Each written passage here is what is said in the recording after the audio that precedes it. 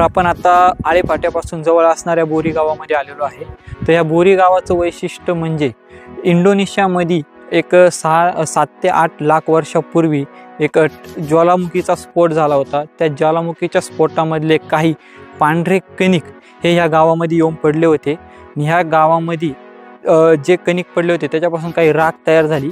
त्या राखेचे थर आपल्याला या गावामध्ये पाहायला भेटतात आणि याच्यामध्ये अजून एक गोष्ट, त्या राखेच्या थराच्या खाली आपल्याला अश्मयुगीन हत्यारे पण बघायला भेटले आहे आणि त्याच्यावरून काही वैज्ञानिकांनी ही राखेचं आणि त्या अश्मयुगीनचा जो कालावधी आहे तो आपल्याला इथं त्यांना सांगता आला त्याच्यावर काही अभ्यास करून।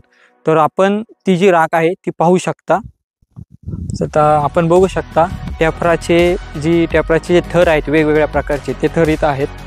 हे टेफराचे एकूण हा एक पहिला, हा दुसरा, हा तिसरा थर इथं आहेत।